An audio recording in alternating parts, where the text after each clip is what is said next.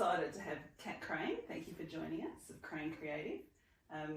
Kat's journey from marketing to social media management to now business and marketing guru is inspiring. We've worked together for the past 5 and a bit years in one way or another. Not that long now. Jeez. In one way or another. So yeah, I think, great to have, your support for the Regional Collective as we launch into sharing tales and stories of success and challenges. But can you give us a little bit about your background, how you got into your business and started up? So I actually came from a hospitality background, so I was doing that for 20 years. Makes you a bit jaded. It's hard work. It's a lot of later nights, and it's a different lifestyle, isn't it? Yeah. But thankfully through that, I was always one of those people that wanted to learn different aspects of businesses. I didn't want to just be pigeonholed into just being in the restaurant or just being on front desk. I wanted to learn, and I was always like, if I broke something, how do I fix it? Yeah. So by being that kind of person, actually opened me up to a lot of different opportunities, because people were like, oh, she's not just wanting to, she's not here to just do a job. She actually wants to know how the sausage is made, essentially. Yeah. So through that, I was then given an opportunity to go into the sales and marketing department. And they were like, oh, you're young. Why don't you do the social media? And I'm like, sure, why not? It's a qualification in itself. That's how, and sadly though, that is still how people choose their social media marketers. You're on your phone a lot. You must know what you're doing. Yes. You don't. No. But, however, through that though, I did find that I had an aptitude for it and I loved it. Yeah. And I loved the fact that, you're building a community around a brand, you're having conversations with people, you're nurturing them in a different way, and you're getting them to come to your business and getting them to buy from you through posting. And I had us in the top 3 of the Oceania for the time that I was running the socials. Then I got pregnant. Yes. And went, I don't want hospitality anymore, thanks. No, it's not really a great family life balance. No. And so I was like, okay, I'll take the maternity leave and then I'll quit, which is what I did. Yeah. And I actually went working with another agency in the Barossa. Yeah. My daughter was 5 months old, I think, when the job came up. Yeah. And I was like, there's an opportunity. Yeah. Because I can then learn some more. And I worked with them for about 18 months and then went out on my own. So Crane Creative will be 7 years old this July. And how old's your daughter? She is 8. 8, okay, Yeah. So for most of that time you've been, either subcontracting, so working for someone else, or on your own. Yeah. Yeah. And how do you find how do you balance the needs between them? It's probably this is another conversation to have. Yeah. But have you been able to go slowly in parts to build, or is it sort of like? It is what it is. Yeah. You have your follow opportunities when they come up. Yeah. And my daughter is neurospicy, so that is another layer within itself. Yeah. So the way that her appointments are structured is that 1 week we have play therapy, psych, OT and physio, while the next week we don't have. Yeah. So, generally it's like 1 week where it's just crazy and I'm jamming as much shit in as I can. And then other weeks I've got, actual time to spend on my business, So, and, as much as my partner's like, one day you just get a real job, normal job. Will a real job allow you that well, flexibility? No, it wouldn't. They'd be like, so 1 week, 1 week a fortnight, you're basically only here for less than half the time you're meant to be. Yeah. No one would put up with that. That's hard. Yeah. Yeah. So it's just finding the balance and just trying to, you just do your best. And being open and transparent about it as well with customers and clients makes it, it is what it is. We have lives. We're not just... Well, you're not 9 to 5. No. Just, and with your job as well, because you've sort of probably changed when you started out. So what did your business look like when you first started? What were the tasks that you were doing compared to now? Where have you sort of evolved? I started off mainly just doing content creation, account management. Yeah. When I started, so I was doing, EDMs and social media management. And then and I was doing a lot of that, like website management, all of those things. So it was like a full suite, minus Google side of things. Because you did it for us as well. So probably a year. And I was making good bank, but it wasn't conducive, especially as a one-man band, and actually I think I was on the precipice of burnout before COVID hit. And I think once COVID hit, it just, my body and my brain just went, here you go. See you later. I'm out. Bye. And and if you're talking 4 years ago, things like ChatGPT, AI, those things weren't around. In terms of having to do all of that thinking yourself, like you were. There was a lot of braining. And when you think about it, like so Facebook, Meta, the business suite, that wasn't as useful a tool as it is now. So if you think about trying to do the same job now compared to even like 2 or 3 years ago. It's chalk and cheese. Then I think, so through COVID, I then decided I wanted to do more group training and coaching. So I started doing some workshops before COVID hit. And I think my really first one that I did was actually in Port Lincoln. And we did a Canva workshop, sold out. And I'm still dealing with some of the clients that came to that, which is brilliant. And I love that. I love teaching. I love helping businesses. I love seeing people like doing stuff and then having those aha moments and go, oh, well, that makes sense. And that's what you can bring to it, I think, as well, is you've got that outside view. Sometimes when you're in your business, you can't see those opportunities. And so through that, I then started my boot camp, which I'm toying about bringing back, and offering coaching. And now I have my membership academy. So this year I launched the Crane Creative Social Academy. And it is not just social media, it's all the things. So we've gone through how to use Canva. We're going through video editing, how to utilize video for your business, what's going to be the best tools for the trade and how we're going to edit it, and making sure that you have the right dimensions and everything for the right platforms, but how you can then repurpose it to be for everything else. So you're not just making it once and that's just for one thing. There's so many different things you can do with the video. So you want to get as much out of that content as you can, especially if you're a small business that has limited resources. It's like, and we go, oh, I can't post that again because I posted that 3 weeks ago. Yeah, you can. You can, you just do it a different way. And, you can take the transcript and you can create that into a blog or, so many different things that you can do. So then we're going through, Instagram, and we've got, mailing lists, memberships. So it's a full suite of topics that you're going to learn for a year. And like you think, social media isn't just Facebook and Instagram. No. It's been social, and it's the media that we use to actually connect with customers. And part of what I've seen your strength as being is in your, that tagline of putting the heart back into your social media, because I've seen that on your journey as well, from that management side of things where you're doing things for people to then getting out of that and following the flow of actually I want to empower people to do it, because then the messages that get sent are so much more authentic, and everyone will end up being stronger as well. So I think, but going through COVID as well, that threw everyone a curveball, but then also in your, that you've got 7 years coming up for Crane Creative, you've always got those sort of that evolution in your business anyway. So it's probably like a bit of a cluster storm of things happening, because you're a couple of years into your business and worked out, actually, I don't want to be doing this thing, and then COVID came, and then but I think you feel a lot more aligned. Is that right? Like with I love they've got strengths and what you can, a constant stream of the coaching clients coming through, and watching them go from I've got no idea to now implementing the things that we've talked about, and making those leaps that they were afraid to is huge.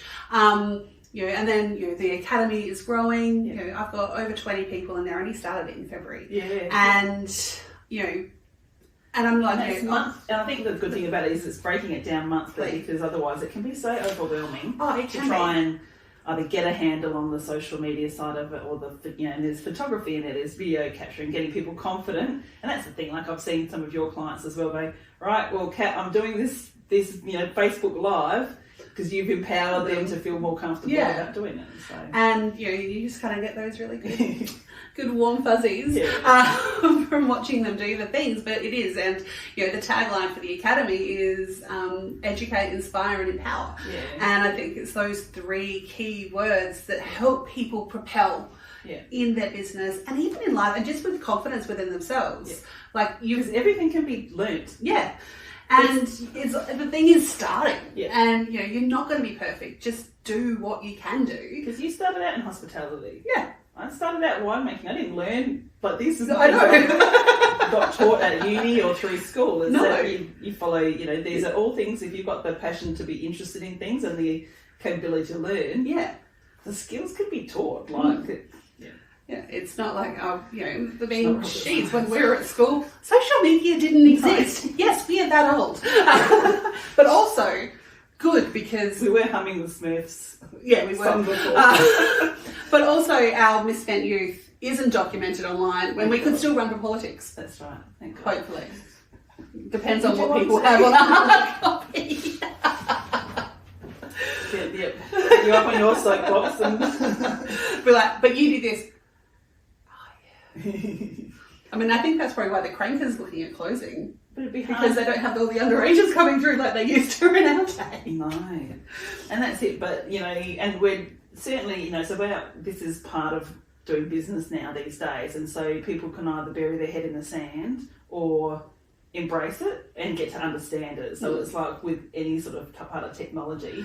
And I think a lot of, you still have a lot of businesses that will come kicking and screaming and not wanting, they used to think the internet was going to be a fad. Yeah. Social media isn't a fad. It is here. And it's communication, it's advertising, it's marketing, whatever you want to call it. And it's value for money as well. Like if you're looking at, we did a recent comparison for an event that I've marketed. So we're in our second year of me running it. Yeah. And we did a massive survey for people so they could win something, but just so we get some more data. The highest percentage of where they found out about the event was through social media. It wasn't through print advertising. It wasn't through radio. When you look at the cost per view, when you're looking at those sorts of things, it's like, it's so affordable, which means this year we can go, okay, well, you know what? We're not even going to worry about print. We're just going to put all of that then into the social media advertising budget and use those ads accordingly. And that's the other part of that sort of story as well, and where your expertise comes in, and where we've used you for our businesses is actually coming in at the higher level and at the back, actually having a look and not just going, I'm just going to throw money at ads or I'm just going to boost everything that I can. It's what's the strategy? Because our money's tight. We need to make sure it gets spent well, but also where's the engagement? Yeah. And review, reflect, adapt. And then go forward again. And that's what we need to do. But sometimes, like you said, when you're in it, you can't see, the forest for the trees. So it's, good to have someone who can have that bird's eye view coming in going, well, have you thought about, is this actually what you're wanting to achieve? Yeah. Or could we do it in a different way? And do you think your exposure to lots of different industries has helped, or how has that helped you to kind of that troubleshoot and give that bit of perspective for people as a, as advice, like it says, and we come in as a consultant. Because I haven't niched down. Yeah. I never did. So I've worked, with lots of different industries. I've worked with, wine brands. I've worked with facial brands. I've worked with car repairers. You've done like tourism. Manufacturing. So fishing. It's like, I don't know, whatever. When we talk, and that's, I think, so that kind of, helps to build your toolkit as well. Yeah. So I think because I have had, fingers in so many different pies, I can see things from different perspectives, more so because I have, I guess, a greater knowledge of what happens around in other industries and how they can then be put into your business. So you can be just going, the thing is when you're in business as well, you've just got your blinkers on because this is what I'm doing, this is my thing, and I can come in going, oh, well, I did this over this time. Yeah. That could work if you did X, Y, Z. Yeah. And then you can see their faces just go, yeah, I get that. I can see that. Yeah. But because they're in it, they don't have those other, what's the word I'm looking for? Not like external influence. Yeah, external influence. Yeah, going, oh yeah, I can adapt to this. Yeah. So yeah, I think the fact that I haven't niched is actually it's a huge good benefit for me. And the strength, I think, is because then you take that to each, whether it's a new part of your course or coaching modules, like you've got that in there as well. And important for people in business also to just every now and again, I always sort of say, stop, have a little look around, and see. You don't want to be comparing yourself to people a lot, no, because you do just want to focus on what you want to get out of it, and what you do best. But it is important just to have a little look around, because you can learn from other people. You can, and it's not to copy, it's to get inspired, but also then you can collaborate as well. So one of the beauties of the academy and even the boot camps and workshops that people have come to, I'm one of those people that can go, hey, have you guys thought, or I know someone, hang on, you two should get together and collaborate. Because I'm definitely a firm believer that if we, rather than working in a siloed mentality, which a lot of people do, you're only there for yourself. And if you're in a collaborative way, everyone rises, and especially in regional areas, if you work together, then everyone benefits, rather than just going, well, this is my thing and screw everyone else. And that's it. That comes from a fear space, doesn't it? Of going, well, actually, if I don't just do this for myself, other people might get better than me or get more successful, and then I won't have this. Like it actually, rather than, and it comes from that. Yeah, it comes from that fear mentality and that scarcity, I guess.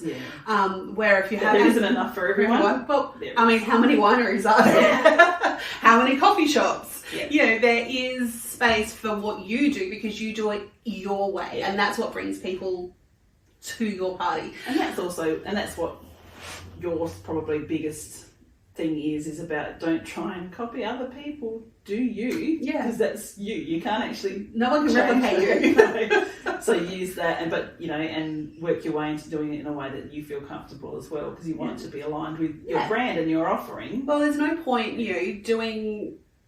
jumping on a trend even if it doesn't align. Like just because it's trending doesn't mean you have to do it. Do you do dances on TikTok? God no. I can't dance. I'm useless. Hang on, I can do I can do the Carlton. There you go. I might need a few drinks for that. But side note, because you're going to clip this bit out, but I reckon if she inserts a clip of the Carlton's dance, that'll be awesome. So we can do the Carlton? We can do the Carlton. So as we know that social media, whether it's through COVID, but everyone sort of goes, right, this is a game changer for our business. What is the misconception, I suppose, that you need to be on every platform and be doing everything? So what would you advise smaller businesses, especially if they're a startup and if they're just starting out, it can be overwhelming to be on everything everywhere. What would your advice be? Know where your customers are. Yeah. And that comes back to, I say this, I bang on about this a lot. Know your customer. Who is your ideal customer? Who's your audience?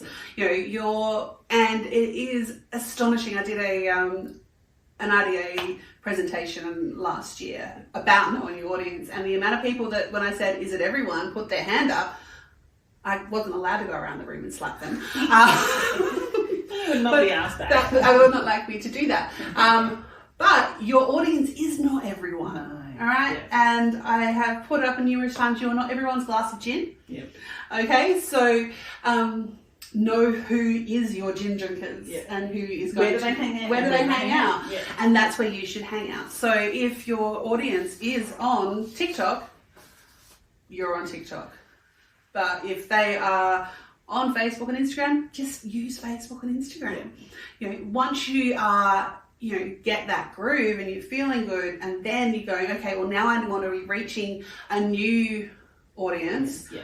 Then once you have that down, you can then diversify and look at maybe is it Pinterest, so you can have some evergreen content. That's it. Are you a product-based business? Well, then Pinterest would be great. Great for that. If you're a service-based, still good. But look at LinkedIn. Where are people there? Are you trying to be an expert on your topic? Can you be doing some article writing and things like that there, right? But also, in saying all of that and how great social media is, I will use this little segue, you still need a website. Yeah. And you still need email marketing. Yeah. Because, as much as social media is a great tool, I always say it's your holiday house. Yeah. So you can do all the things you can do at home, but you don't own it. Yeah. You own your home, and that is your website and your database and your email marketing, because anything could happen. Yeah. We've seen it when ScoMo decided to have a little fight with Zuckerberg, and we saw a lot of accounts get closed down for that time. And also, what you're seeing at the moment as well is that increase in accounts being hacked as well. Yeah. So if you put all your eggs in that basket. Or even, Meta's been having a lot of glitches. So Instagram's been down a lot. Facebook's been down a lot. Mainly, especially in Australia, it's in America. So we're asleep, and then when we wake up, it's all back. So we're fine. But you can't rely on it. Yeah. So, you do need to make sure that you are getting people to sign up to your mailing list. Yeah. Know that you're on a website. So you can be contacted. You can still be contact form, any of those things. However, social media is still a great tool. So, it is, and that hackability stuff is, that could be a whole episode in itself. Well, it depends on that every day. Yeah. But, make sure you've got your two-factor authenticator set up on your personal account, which then helps your business account. So, you've got to safeguard. And strong passwords. I mean, literally just smash the keys together and create something. And just don't use it on any other platform. That's that one password for your social media. Yeah. And change it regularly as well. Yeah, and that's, I think we'll go into cybersecurity another time. But in a snapshot, in a nutshell, just do that. Thank you. Welcome to my TED Talk. And we've also got a member from one of our regional collective members of how do you handle negative feedback on social media? I would say don't go with your first response. Which would be? Fuck off. Yeah. So I think we'll bleep that one. We'll bleep it. Because the thing is, you kind of look at it, you roll your eyes, you just want to go, you fucking numpty. Yeah. Like, you can't say that. So I would, especially because business is, and you take it to heart. Yeah. If you put a lot of heart and energy into it, and someone's got something to say, there's not as hard not to take it personally. Yeah. So get all of the personal responses out. Just write them out in a Word doc and just go, okay, I feel good. Yep. I've said all the stupid shit. Yep. And then look at it constructively. So step back. Okay, so as you said, it's personal. You're going to feel like you're personally attacked. Yeah. However, 9 times out of 10, most people just they're venting, they just want to be heard. Yeah. They're probably not attacking you, they're just attacking how they're feeling. Yeah. So take that step back and look at it in a constructive way and respond back. It could be, you looked at me funny. Yeah. I don't know. It could be so, and you also want to respond as a business. So that's the thing. You're not responding as you as a person and going, "Hey, well, I made I spent time doing this." Blah, blah, blah. It's like it's not about you. It's about what's the process. I'm sorry you didn't get that delivery in time. So you approach it, respond from a business. And it could be, my package was lost. Blah blah. It's like, well, I made sure that the tracking number was on, or they didn't. You didn't pay for the extra tracking. Yeah. As far as we know, I have lodged the, appeal with AusPost, blah, blah, blah, but from my side, I did all I could to protect your parcel, and it's once people read that going, oh, well, they didn't tick the box to pay for the extra tracking, that's on them. The people that need that will know. No. Yeah. And, the thing you won't please everybody. No. And there's always going to be that person that's like, meh. And it's like, well, most of the time it's you. It's not that. It's not you. Yeah. It's them. So some of those things which 5 years ago would have been nutted out in the back end in emails and back and forth. Yeah. Social media brings them to our attention now. Yeah. So it's not necessarily responding to that person then and now. It's the other people watching. Yeah. Isn't it? So it's like, actually, I don't care. Not I don't care, but this is all about you. However, for the sake of my other customers and clients who I want to know, I want them to know how our values and our business behaves. Here's a reflection on that. So it's probably, but like you said, it's hard to get to that point part out of it. But like you said, if you sit with it for a bit, you don't react. Because if you react straight away, it can escalate to a very nasty situation. But if you just kind of sit back and go, all right, or even if it was you fucked up, or admit it. But you don't have to always admit it in. You can just say, hey, thank you for your feedback, but let's talk offline. I'll send a DM or DM, something like that. So you don't have to air your dirty laundry. And you just want to acknowledge it. Acknowledge it. Like you said, they probably just want to be heard. Yes. And, so it is about some of those things, but, it's don't be reactive. And I think, and that comes a lot of the time, and that's a whole other lesson in itself, just within social media, you need to be proactive about your posting. You can't be on a reactive going, oh, shit, sales are down, I've got to do something. Plan that stuff out so you know the cycles and you have the content, the advertising to back it up to keep the flow going. Because if you are going to be reactive, you're just going to be on the back foot the whole time. And your results will be so all over the place, and you won't get what you want out of it. So. But no. There's so many levels and so many things. Right, it's not just posting. Stay tuned for parts 1, 2, 3, 4 and 5. But thank you for joining us on our first podcast. My great pleasure. to chat, as always. And I think, helping us to understand the power of social media, but also, take away some of the myths and the worry and the overwhelm over it. I think and the misconceptions as well, because there's a lot of things that people still think that are not true as well. Like, someone the other day was saying, oh, but when I post, they can see my name. And I'm like, that's only for you to see. No one else sees that. Because it's only people who can manage the page can see who's posted, so you know it. And I'm like, oh, wow, okay. But that's the thing. But it's those small little things as well. Like, you only know, you don't know what you don't know. And, and that's kind of where I think I come in that way of, being that sounding board or asking those questions. And asking the... there's no silly questions. But there's going to be a silly answer. A silly answer. It's the Crane method. That's right. But thank you for joining us, and we look forward to more inspirational insights in the future.